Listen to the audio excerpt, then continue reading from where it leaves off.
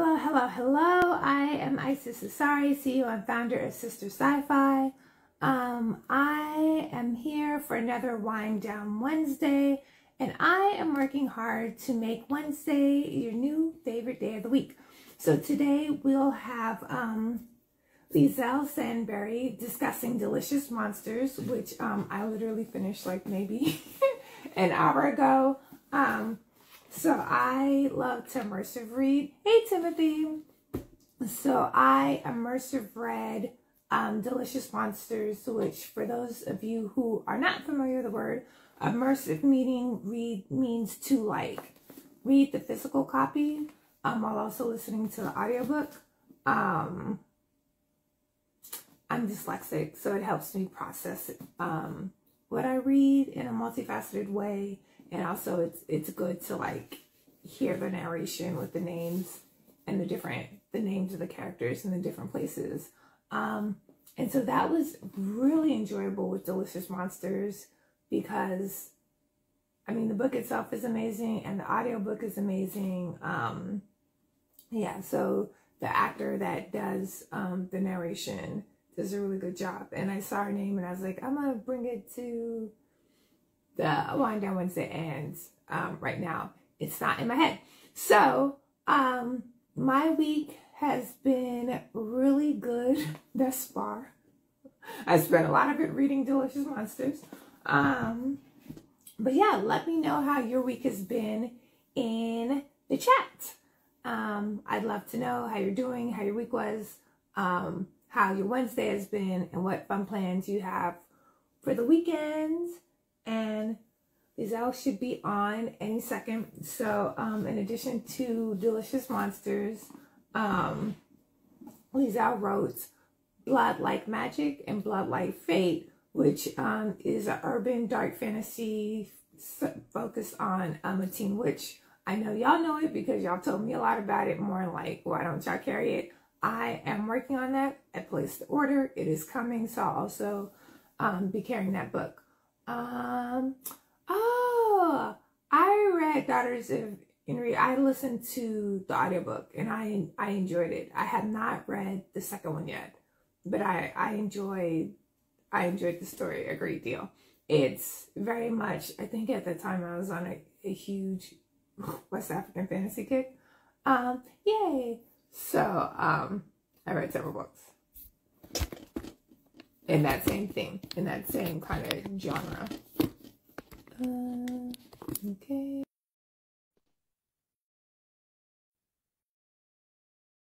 Let me know I approved your request. Okay, perfect. Hi. Hey, how are you? I'm good. How are you? I'm here for it. Oh, yeah. You did try. You 100% succeeded. I'm 300% here for it. So, I can't talk for everybody. I'm really excited for the discussion of Delicious Monsters, which publication date was yesterday, because February is a short month. How does that feel? Yeah. It's so good. I always love when the book is out because there's so much like lead up and like anxiety and like also like when you talk about the book to people and they're like, oh my God, I'd love to read that. And I'm like, well, wait. And I just have to wait for a while. So when it's out, I'm like, yes, go and read it if you want to read it. It is available. Oh, so yes. And Melanin Library is also joining us. I'm in a weird space today. Okay. So we are going to invite Chelsea. While I invite Chelsea, would you please introduce yourself? Sometimes I get so excited about the book, I forget to do introductions. Yeah. Oh, no problem. Hi, I'm Liselle Sambury. I'm a Trinidadian Canadian author. I wrote the Blood-like duology, so Blood Like Magic and Blood Like Fate. And then Delicious Monsters is my third novel, my most new one. It is a young adult psychological thriller / horror book. Yeah. Yeah, That's me. There we go. Yeah, so I was like, this would be kind of awkward. Hey, Chelsea, how are you? I'm good. How are you? I'm good. I'm good. I was like, yes, Chelsea. I've had a weird week. So you also read Delicious Monsters? Yes. And I absolutely loved it. It was amazing. I was over here like literally reading the last of it last night, and I was like, "Oh snap! Was not expecting." I don't even lie. There were That's the reaction parts I like where to hear. I cried. I was like, yeah, I'm for real crying. Yeah, Um, like the monsters are real. They're not what you expect, but like in like the best ways, but also like terrifying ways. And it's just like it's a perfect blend of like wow, people, but also like wow, people. Like you really did an amazing job capturing that. So kudos. Oh, Yeah. yeah. thank you. So okay. So what I have like a list of questions. Chelsea and I will alternate. I have some quotes, but so if it feels of abundance to you, and only if it feels of abundance, I think it would be cool if you read an excerpt for those who didn't get it the day it was published and haven't read the book yet. But only if it feels of abundance to you. Okay.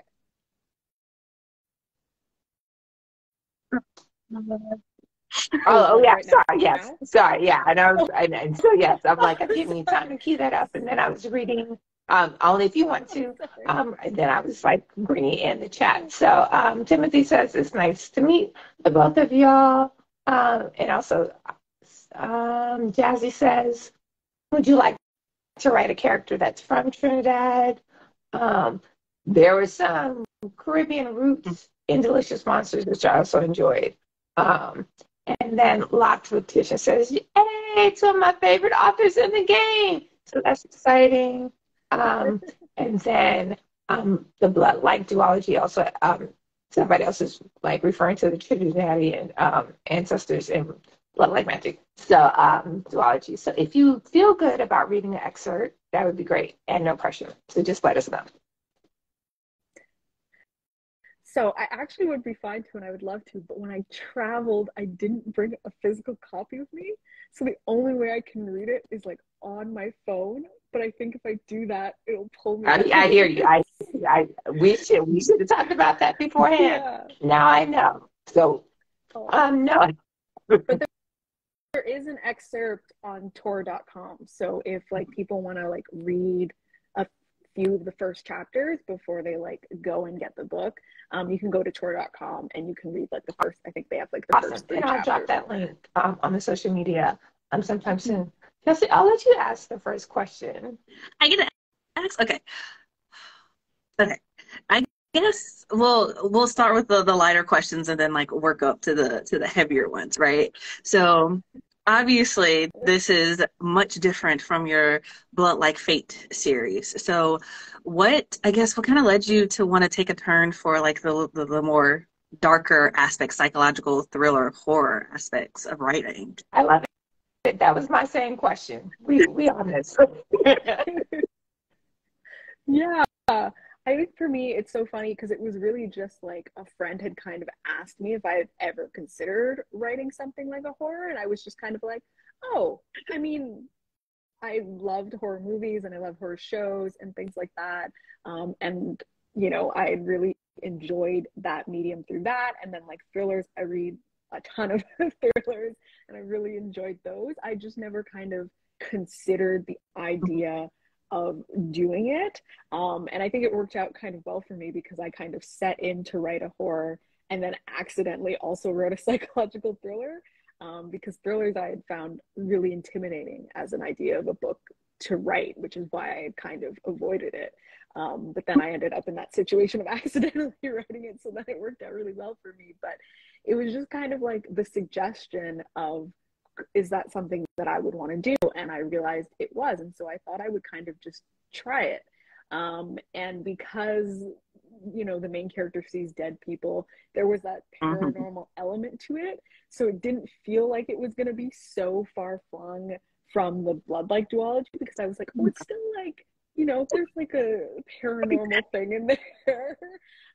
And so it felt like there was a bit of a connection. And so I went into trying it. It's just kind of like when I actually wrote it, it felt very different tone-wise. It has a very different tone from Blood Like Magic and Blood Like Fate. It's got certainly a more kind of dread-filled tone, which I think plays into that psychological thriller sort of feel. And it's, you know, it's definitely got some unsettling and spooky moments, certainly a lot more. But I also in some ways think, you know, Blood Like Magic and Blood Like Fate had their moments like that too. Like there are moments in Blood Like Magic that are, I mean, pretty, not to make a pun, but pretty bloody. And like they really go there. And so in some ways there are like some similarities, but I do agree that it feels very different. But that just kind of ended up being, I guess, kind of accidental. But I really just, I've always been the sort of person where I know I want to write in a lot of different genres and different types of books. And so I was just kind of giving myself permission to. I'm glad you did, because this is absolutely like spectacular, because I'm one of those people where I'm like, I always say like I'm a baby horror reader because I can't really do spooky and scary like that, because I'm like, oh, I'm going to be up all night. But then I started reading your book and I was just like flipping pages. I was like, I have to know what happens. We can't end here. What? And then the jumping between the two perspectives was absolutely phenomenal, because both of the characters felt so real, but they also had their own distinct personalities, and I ate it up. I loved it. I loved it so much. Amazing. Yeah, and that's I exactly what I want. 100% agree with that. The book Pixie says, going back to the Blood Like duology, I loved it. I felt so seen. I feel so seen in your stories, and Book Pixie just picked that up. So much. I do want to hold this. So you do have an author's note that's like blood, delicious monsters, has triggers, and you list the triggers. And there are a lot of extensive triggers. And I appreciated that. Since this is mostly online and it's hard to create a safe space for triggering conversations, like if y'all are okay with that, maybe we don't have to dive deep into the triggering content like on the live, but let me know what y'all think. Yeah, which people can chime in the chat, and I'm fine either way. But I will say that, like, in this era of the internet, like you said, creating a safe space on the internet, I really do appreciate you putting it at the beginning and not like springing it on people midway through the book. Like, even though it's not necessarily what a lot of people would call graphic, it's like it is there, and to like be aware of what you're about to get yourself into, you know?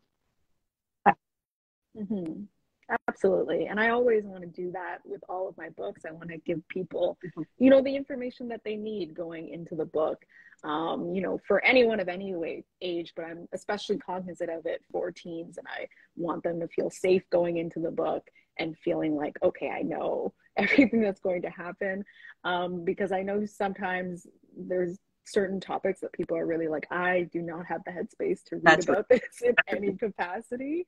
And like having it sprung up in the book can just ruin the reading experience anyway. So I don't want you to go in and you could have your reading experience ruined anyway, except now you're triggered. And I would just rather people know. And if you need them, you can look at them. And if you don't need them, you can just skip right over it. Agreed.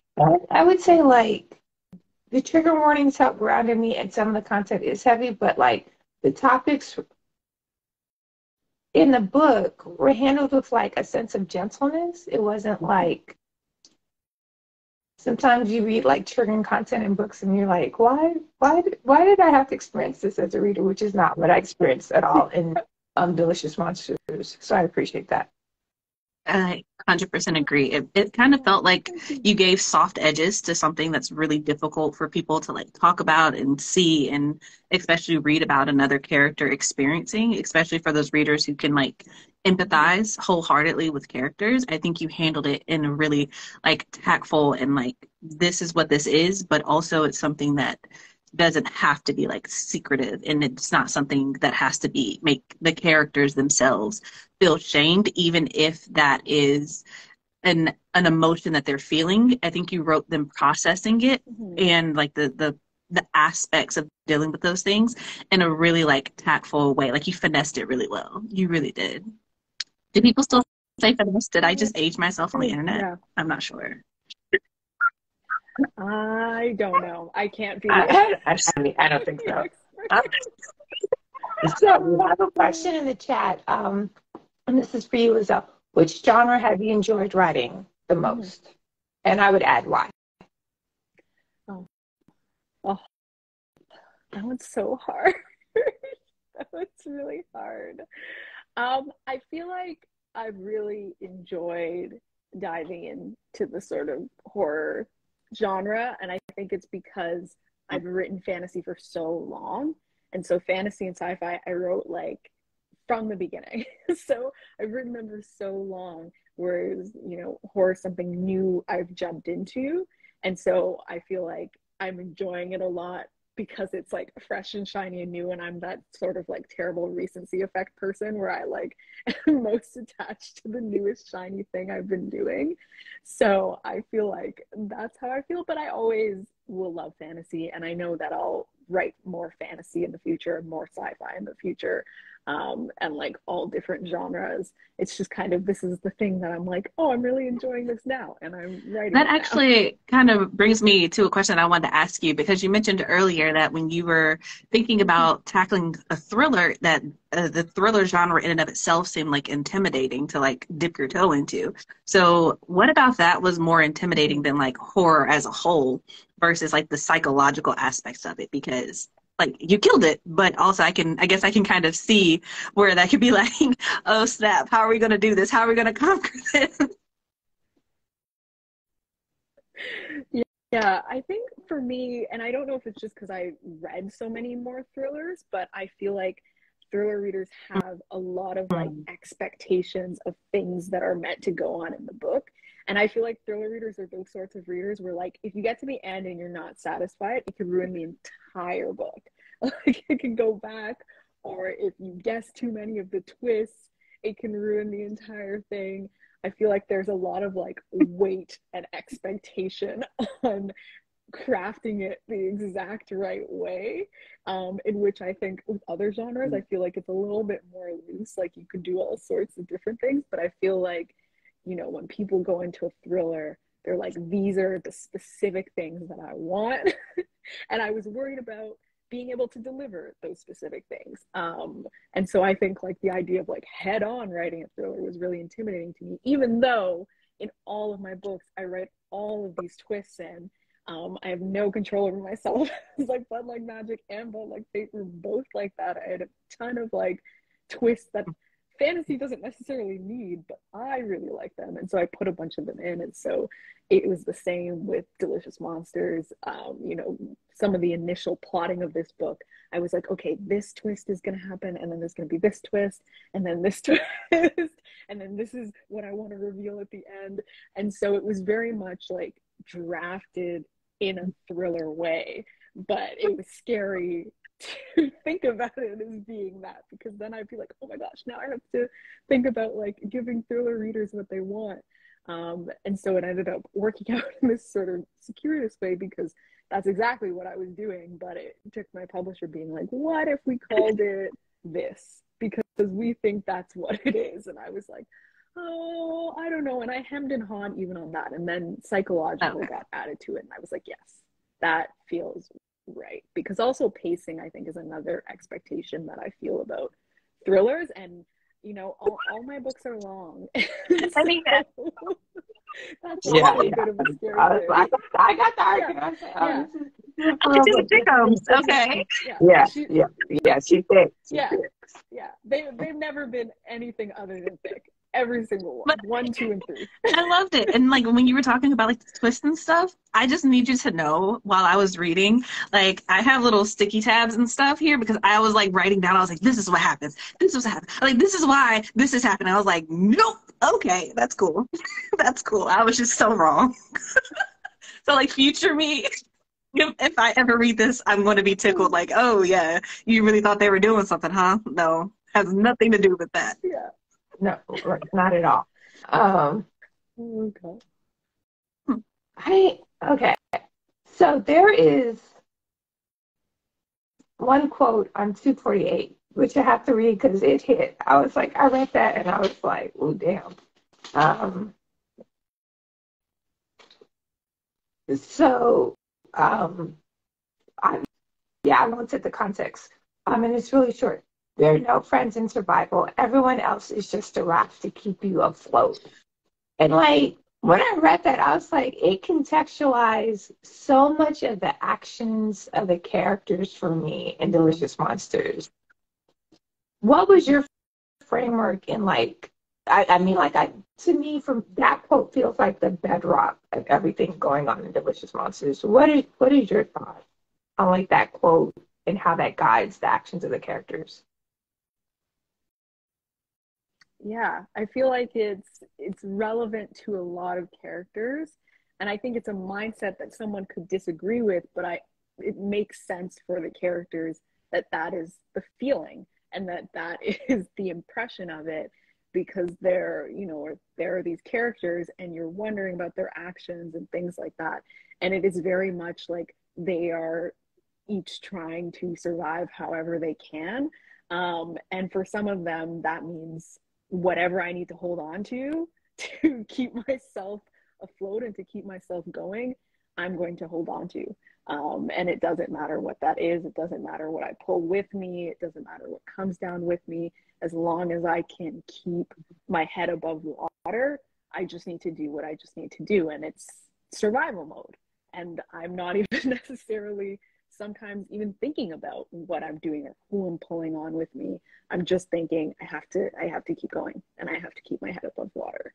And to me, that's what it really felt like. And I feel like sometimes it really does feel like that when you are like in a moment and you are trying to push through something, you don't necessarily have all the space and the headspace to think about everything that's going on around you or everyone that you are affecting as you are trying to push through something. I love that. Especially with like the way you've written the characters, especially Daisy. I feel like there's that just so much embodies a lot of her character because she's just like, I just got to make it through. I'm just trying to get to my freedom. I'm just trying to get to my freedom. And she's not really thinking about, you know, she's not even thinking about right now, really. She's just like, I just have to get through this day. I have to get through this school, this period without, you know, running into the dead or making things worse or like making mom upset and just like, not even thinking about anything other than, like you said, surviving. She's not, like she said in a different part of the book, she was like, you know, talking to King, she was like, I'm not here to make friends. And he's like, what is this, a reality show? Like, when did we get to this point? And when you think about the fact that, you know, she's 17 in a brand new space, it's like for her to have that kind of like mentality, like, I'm not here to make friends. It's just like, wow, that's a really intense stance to take, especially when you think about how like most 17-year-olds, their friends are their entire world. And she's like, no, thank you. So yeah, she's like, that's not what I'm here for. I'm here to do this thing so that I can go on and do this and achieve this thing that I'm like pretty sure is going to fix my entire life. And that's my entire focus, and I don't have time for anything else because why would I? I love that about her character. So like, did you have a favorite between writing Daisy and Brittney? So I found it easier to write Brittney than to write Daisy, but I do love both of them as characters. It's just, it was harder for me to notch onto Daisy's voice and her whole character journey, and also because I was trying so hard to also differentiate it from other characters that I had. And so I was like, I don't want it to just feel like a second version of Voya from Blood Like Magic. And so it was also working that in and making sure I was doing that. And they have very different lives, very different goals. But I think when, you know, they're both teens struggling with like their futures, I was like, it could very easily get to be a little too similar. And so I had a journey with Daisy with like trying to get her just right. Whereas I felt like Brittney, I went to write her on the page and she came out just like fully formed. That was entirely who she is. This is her voice. This is what she sounds like. This is her attitude. And it all flowed out like nothing. And I used to, when I was drafting, I used to get excited when I write a Brittney chapter because I knew a Brittney chapter was just gonna like flow right out of me, and I'd end up with, you know, 3,000 word chapter with like what felt like almost no effort. Whereas when I do a Daisy chapter, I have to take a long time to think carefully about everything that she's saying and everything she's observing. And it's a little bit of a kind of a tone shift in that way, because she's got so many things going on. She's got so many things that she, you know, kind of ignores, or things that she like, you know, she reacts a different way than she might actually feel inside, and things like that. And so it took a little bit more time and effort from me. So it was hard. Agreed. So that brings us to a question that's in the chat. How do you get into that headspace to create your characters? Yeah, I try and think about as much of them as I know as possible. So part of that is like, you know, things they might be interested in. So with Daisy, you know, there's some metaphors, similes, things like that are plant-based, because she's obsessed with plants and growing and that sort of thing. And so she notices things in that way more. But then there's also, I have to tack on, how would she react to this given how she's grown up? And so then I kind of have to like go into the past and like, okay, how would she react to this, you know, based on how she's been raised. And then I have her mother Grace as a character, and so I was like, how would that interaction with her and Grace have been, and how does that all ladder down to how she's going to react to, for example, her mom being like, oh, King is pretty cute, don't you think he's cute? And her just being like, no, I don't like boys my age, etc., etc. And like all of that is coming from somewhere previous. And you know, she has her own thing with her ex-boyfriend and all of that, but it's also like, this is another thing that my mom is doing that she is imposing on me, but this is something that I can say no to really quickly and easily. And it all just ladders down in that way. And so I try as much as possible to try and kind of think of my character as a real person, and really kind of interrogate how they would react to certain things, and make sure that I know why they're reacting that way. Because I think sometimes for plot reasons, you might want a character to act a certain way, but sometimes they just wouldn't. Like, they just wouldn't do that. And so you kind of have to let them do their own thing, and you have to make it understandable for them, and it has to work. Like, you know, there's a character that is, you know, trying to help her down the road. And like, sure, it might be great if that character was ride or die and always did it, but I know that character's fed up. They need to take a break, and they have to be like, you know what, I don't really want to do this with you anymore for a while. And so thinking about that and thinking about their past and their backstory really, really helps, because it's going to inform so much of how they're reacting, especially for me in my stories that often in some way involve, you know, things that trickle through generations. Like, thinking about the past and the people that came before them is like very natural for me, but it really helps me create a character that's more. I love that you said that, because okay, so I have a separate podcast and stuff where I talk about writing and stuff, and one of the things that I always talk about is exactly what you just said. So hearing that, it's just like, I love it so much. It's like, it's so much affirmation, because it's just like the characters, and I think that's one of the things that I really loved about reading Delicious Monsters, just because the characters felt so real and so well developed. Like Daisy's history, as you're finding it out, like it feels like her actions and the way she interacts with the world and the things that she thinks, it makes perfect sense for who she is and for what she's been through. And I think that's why her and Brittney felt different, because the way they navigated the world and interacted with their friendships, and even the way they trusted people, was completely different from each other because of how they were raised, even though they had mothers who inflicted similar similar types of, you know, mental obstacles on them, you know, we'll say. And I just, it's so well done. And for me, because like I also write stories, I don't know if you ever have this problem, but it's like, you know, sometimes you get out of it's hard to get out of your like your writer brain and like breaking down a story to just enjoy it. And I felt like your story was so well written and so solid that I never had a problem getting out of my writer brain and just being a reader and just getting lost in the story. And it was just, it was I keep saying it's amazing, but I seriously mean that, and I don't say that a lot about a lot of books. It was just, it was so wonderful. And one of the things that like you talked about, like with Daisy, I love the fact that she saw dead people, and then it's not something that you talked about, but then you had Brittany's perspective where it's just like that's not necessarily something that everybody knows about her.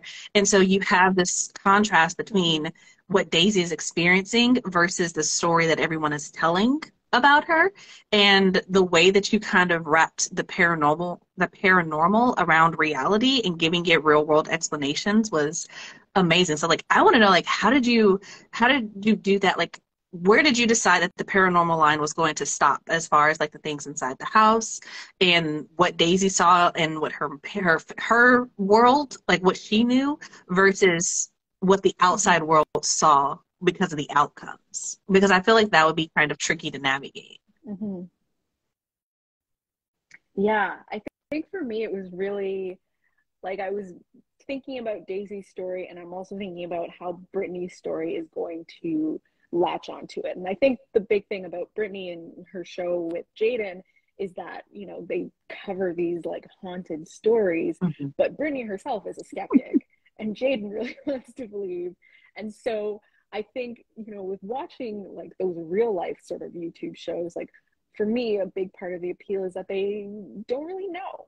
And like the people in the show themselves will have opinions, but what you see as a viewer is your own opinion at that point. Like you decide whether you think like, oh, that like book that fell off the bookshelf, and they're like, it was a ghost, and you're like, was it?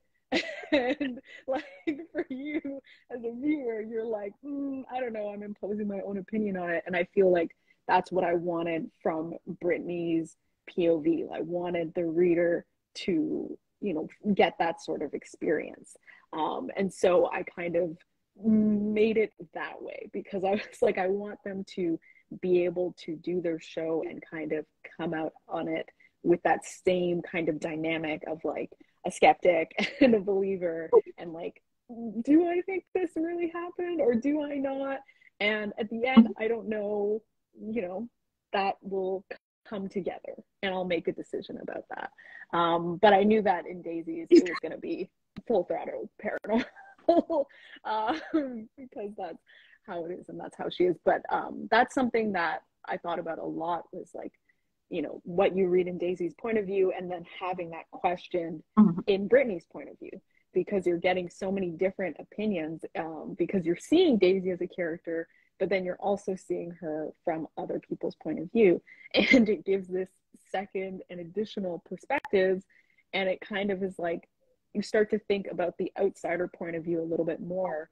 And like, was Daisy actually like what she is in her POV? Or are we seeing something that's a little bit filtered because it's her? And it's her opinion and it's her view and it's how she sees the world. But now we're hearing from all these other people and we're hearing what they think. And then you throw in the whole ghost aspect and knowing that that's a part of her life. And there are, of course, some things that are very much like people got a very different view of what happened because they didn't know. And that's part of, I think, what Daisy struggles with is like, people don't know this. And so people make a bunch of assumptions about her and her behavior. And she just has to live with that. It's woven in so great because I feel like as we're following Daisy, like you said, we get her perspective, but then we also get Brittany's perspective. And, you know, they're, like you said, they're the skeptics. And as they're questioning, you as the reader start to second guess, like, oh, wait a second, maybe I was just taking it. It's kind of like when you're talking to your friend and they're venting to you about something and you have to keep in the back of your mind, like, I'm only getting one side of the story, you know? So I think it really amped up, like you said, the psychological part of it, because it's just like, at what point is this whole truth? Is this the whole truth? Will you get the whole truth? Like, what's the full story here? And it just kind of keeps you on the edge of your seat. And it's just like, honestly, like, this is the book that I would recommend, like, if for someone who wanted to like write a YA psychological thriller in 2023, I would definitely be like, go pick up Delicious Monsters and read it all the way through, because you did it so well, and it seems so effortless. And you know, one of my friends told me, she was like, you know, when you do something really well, you make it look like it was easy. And reading this, you really made it look like writing a psychological thriller was easy. Yeah. And then you find out I was scared. And she's like, it was a scam. It's fine. And you executed it really well. And I think what I loved is for a lot of characters, there was a psychological bond. And I'll read the quote. I felt like she just inducted me into the toxic mothers and sad daughters club. I'm never having kids. And when I read that, I was like, "Bet I'm pledging that too." Don't tell my mom. um, what was your inspiration to make that a common theme for Brittney and Daisy? And then we see also a parallel for like Brittney's mom. I'm sorry, for Daisy's mom, Grace, as well. Mm-hmm. Yeah, so for me, I started with I wanted to write a story about a single mother and a daughter because I just, I felt like I didn't read a ton of stories that was like that.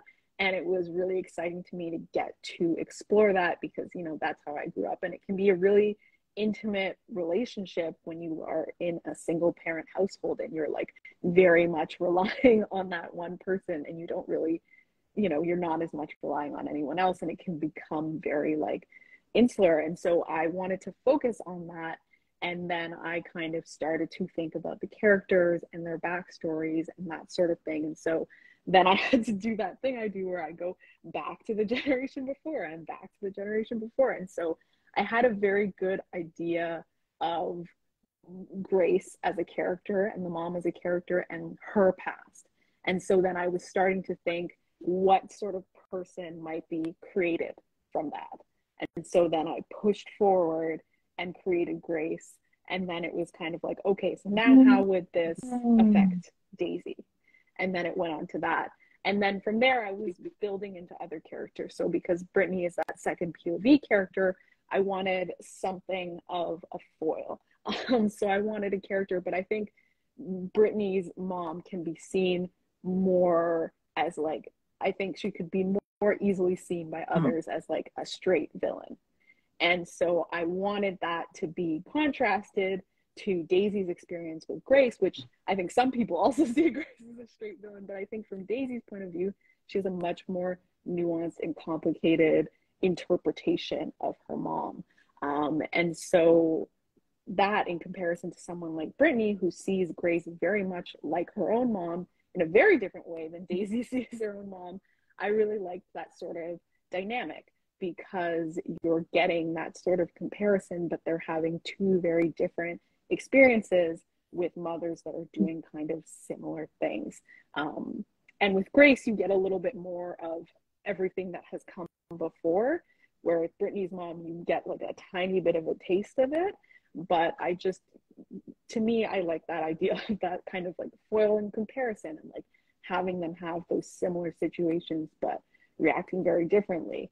And then that's layered in with some other characters as well with their relationships. And so it became kind of, as I built and layered on the story, this sort of like seeing multiple mother-daughter relationships and how they function and how that worked.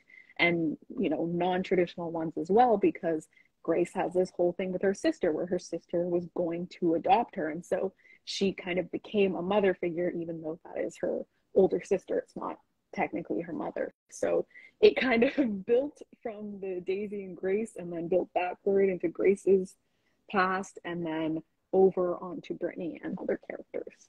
And so it was kind of like I started with one conversation and then it just kind of built up and got bigger and bigger. I love that. Like all of your characters are so nuanced and just like listening to you talk about them and the way that you built them out, it was just like there are so many layers and it was so evident, especially with Grace, especially with the way I like that with Grace specifically, we don't get her inner perspective like we get Daisy's and Brittney's, right? So we see her as from Daisy's perspective as her mom, and then we see her from Brittney's perspective on the outside looking in, like this is what happened. And you have the okay, is she a bad mom? Is she a good mom? Does she love me? Does she not love me? Does she love Daisy? Like, and you get all of these layers to her, and it's just like none of them are absolutely true, but none of them are absolutely false either. And I really enjoyed that aspect of it, because as you're reading through the stories, like it's like as the reader, you're looking for the truth. And I feel like the same thing applies to like Ivy and the other antagonist as well, because I feel like as you go through the book, there's no like one true antagonist necessarily.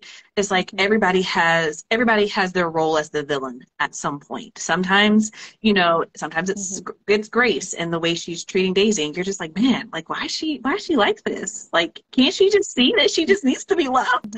But then you also have moments where it's just like, also, you know, Daisy is the villain, where she's, you know, pushing people away, and you know, she's not listening. But then you have this Ivy character and you don't really know who she is, and you know, it's just like I kind of want to know like how it was for you writing Ivy, especially, I'm not going to spoil it for anyone, but knowing where the story leads to and what it builds up to.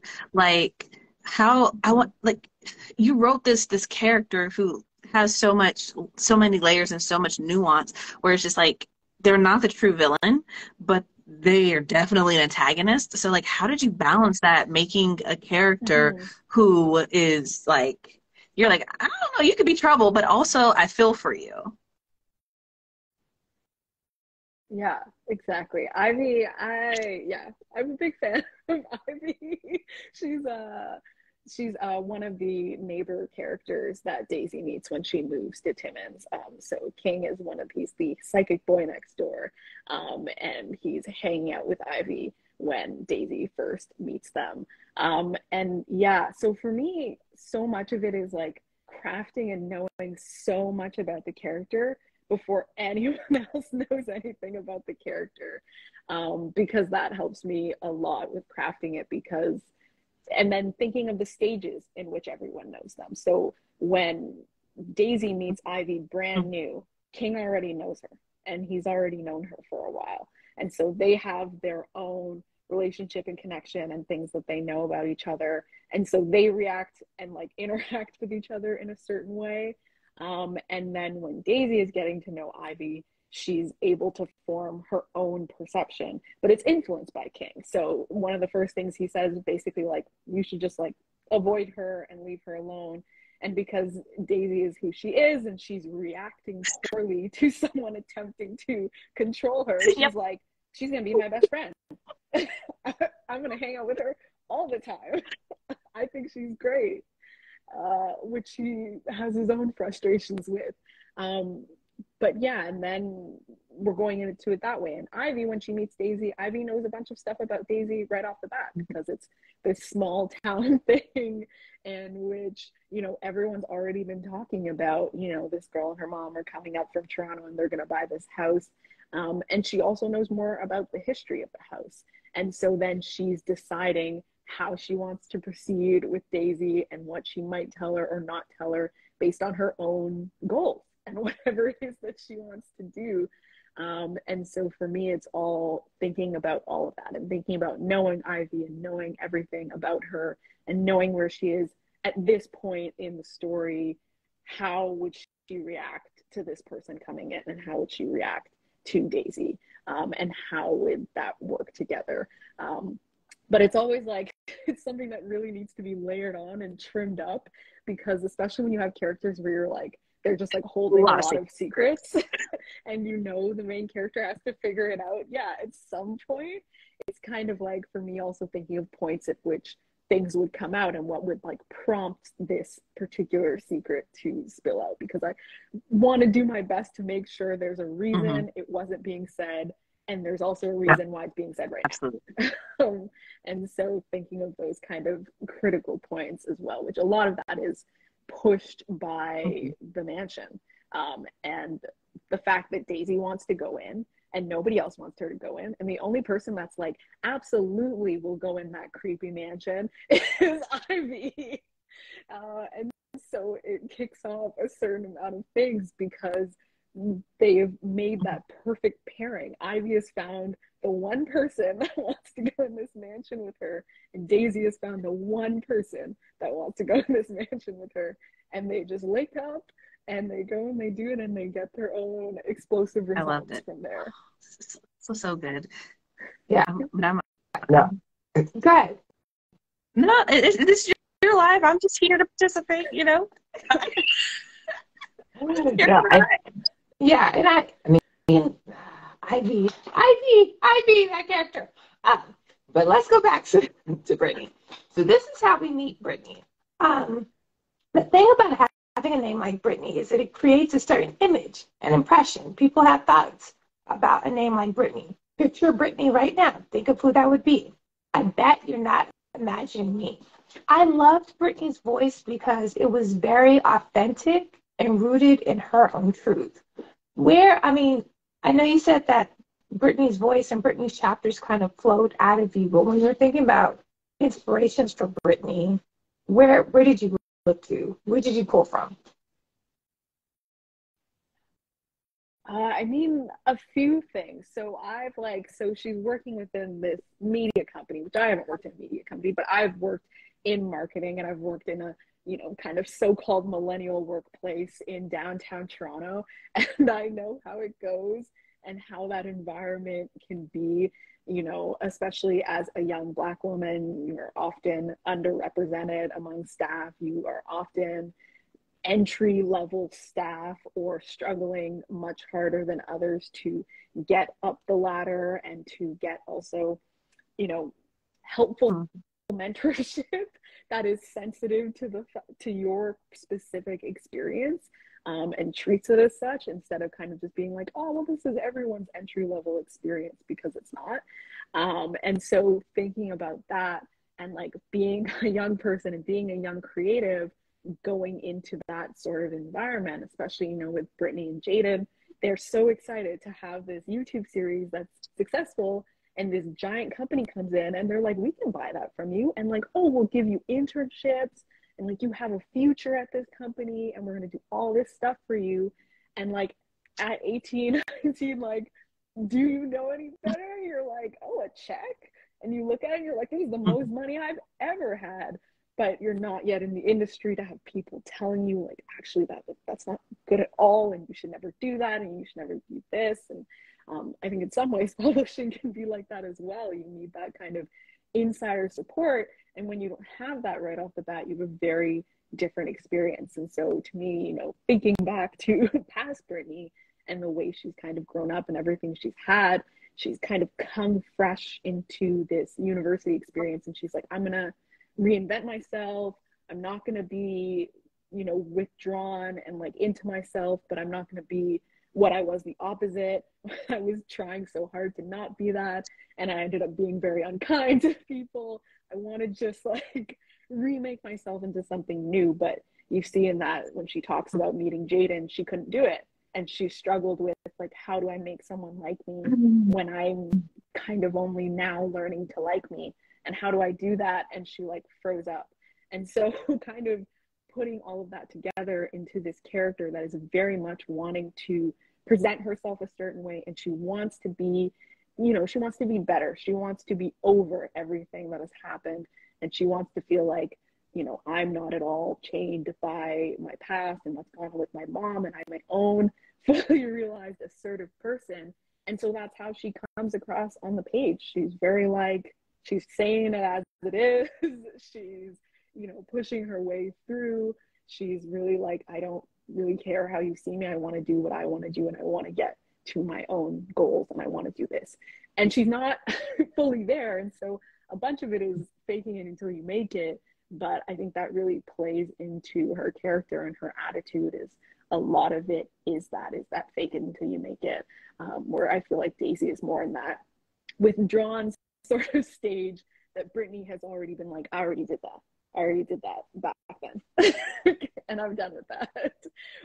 So yeah, I think that's a lot of where her voice comes from, like how I know she wants to present herself. I felt that. Go ahead. No, you go ahead.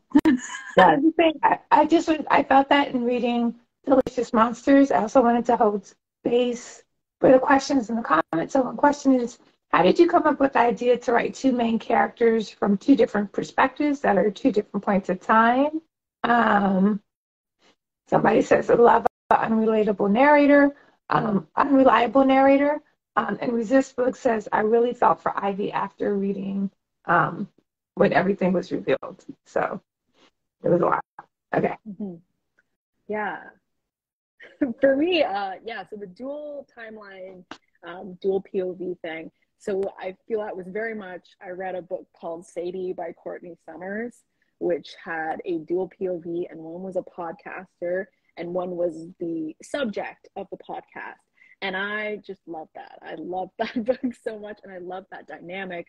But I was like, I don't really know anything about podcasts. I'm not that podcast sort of girl, but I have a YouTube channel, and I run a YouTube channel, and I know about YouTube, and I know something about, you know, big marketing companies. And so I decided to go that route instead. And I liked the idea of spacing them out a bit more, in the timeline, you know, doing something 10 years apart, because it, for me, it gave more time for lore to build. It gave more time for this, you know, the mansion and the case, and the fact that people are talking about this and forming their own opinions about Daisy and Grace and everything that went down there. I like the idea of that having time to marinate and build up its own sort of, you know, feeling where people kind of felt like, oh, I know what happened. Like at this point in time, I feel like I understood what happened. And then to have that be able to be pushed and kind of broken open from there. And it also gave time for Brittney's mom, who wrote a book about the mansion, to also build up her own kind of influence.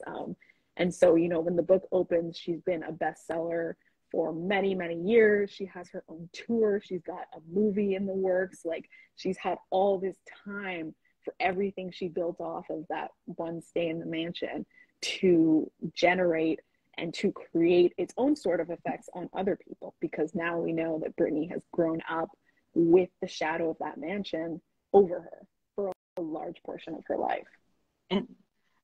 And I guess one of the things that I enjoyed about the book is the fact that you did decide to set it in such a small town where it's just like everybody knows everything, everybody talks, there are no secrets, everyone's in your business, and it's very much like a small town vibe, but not in like the most welcoming way like you can sometimes get in like a romance novel. It's just like, oh yeah, everybody knows, but everybody knows, right?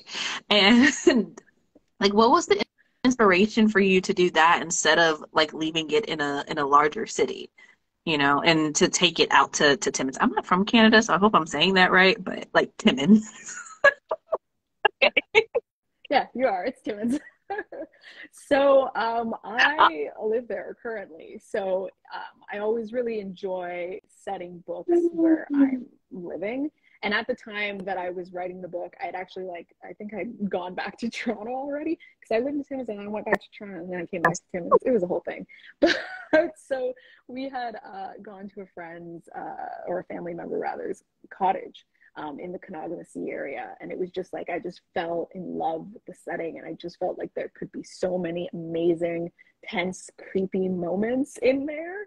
And I really liked the idea of doing that and kind of plopping that mansion into that sort of environment and seeing what comes from it and like putting that story into there. So really it was like I was in the setting and I was like, I need to do something here. I really want to do something here. And for me, I always want to like, you know, I want to be able to accurately embody a character. And so for me, it made sense to have a character that was from Toronto moving there as a perspective, because I think a character born and raised there as the main POV character, I think I would have worried a little bit much about like how accurate it would feel and like how true to that experience it would feel.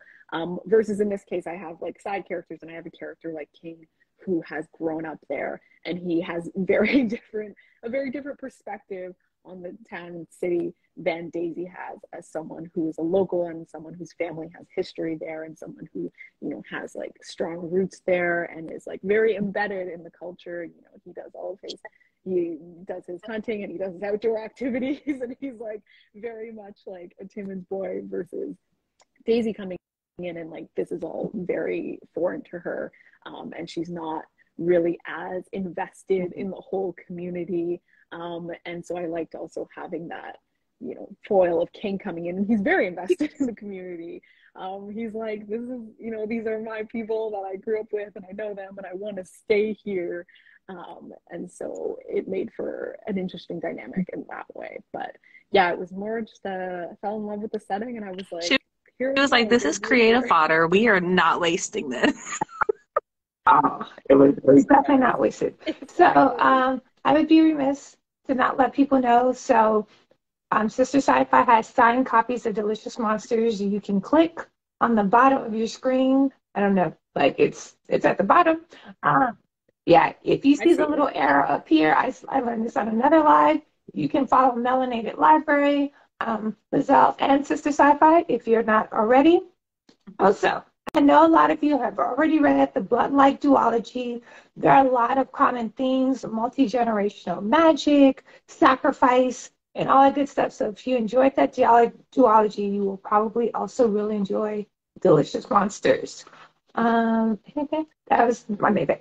So we're going to do a quick this or that. But I have one last question. It's somewhat heavy. In your author's note, Lisa, you kind of come out as a survivor yourself, or at least in my understanding of the author's note. What's a message that you want other survivors to take from your author's note and reading Delicious Monsters? Yeah, I feel like for me, a big thing about Delicious Monsters and this whole thing is really, to me, like the autonomy of like being able to claim and you being the one that pushes your own narrative and your own story. I think there are a lot of characters in the book that deal with other people trying to kind of control how they are claiming aspects of their own lives. And to me, it's very much about I take control for myself. And I think for me, that's really important as a survivor, in that you create your own narrative about your own experiences, independent of what other people may think or whatever opinions they have. And I think that's very much something that I'm wanting for teens that are reading the book, to feel that way. Like I own my own story and it's mine, and whatever I do with that is my choice. I love that. Okay. So we're going to do, thank you so much for that. And that was a really powerful message. You definitely came through in Delicious Monsters. So I like that. So we're going to do a couple of this or that questions. It's my second favorite part of any of these lives. Both of y'all, please feel free to give your answer in the chat. Please feel free to give your, there's some chats, but I missed it. So yeah. So the first one is Angela Bassett, An American Horror Story Coven, or Bonnie Bennett in The Vampire Diaries. And you choose which one you like the most. I'm gonna say Angela Bassett, but that's because I didn't watch The Vampire Diaries. What about it? I'm gonna have to go with Angela Bassett because she's Queen Mother. Like, that's it. That is totally fair. Next question: original Charmed or new Charmed? Original. I have not seen original Charmed or new Charmed. Though hilariously, in the last hotel I was in, they were playing old Charmed. And I mean, I'm trying to like it was a black witch theme, this or that, and I was like, oh yeah, the witches and like blah blah blah. And it's probably like, so that's like I have some other ones that are not witch themed. So I'm personally a fan of. I think I'm the only person in America who watched all seasons of the new Charmed all the way through, because I'm a glutton for punishment, I guess, like Kingsley. And I still prefer the new Charmed. Who knows why? Luke Cage or Black Lightning? Can I ask a question for that one? Am I deciding which one I prefer as a person, or which one I want to save me if I need saving? Ooh, that is a great clarifying question. Yeah, you can answer however you like. As a person, Luke Cage. If I needed saving, I'm gonna go with superpowers, with the lightning powers. So I'm gonna go Black Lightning. Okay. Yeah, I feel like that's the way to go. Luke Cage is really, really good for Luke Cage. I was like, seems less okay. Okay. Now Oh, that's fair. That's fair. That's fair. I'm team Black Lightning. Eartha Kitt Catwoman or Holly Berry Catwoman?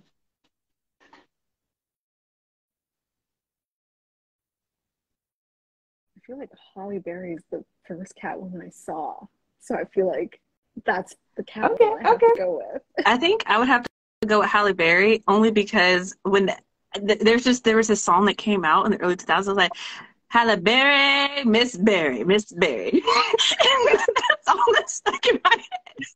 I love it. So this is a coup because this is the first time I think I've asked this question like maybe a total of 20 times since I started asking.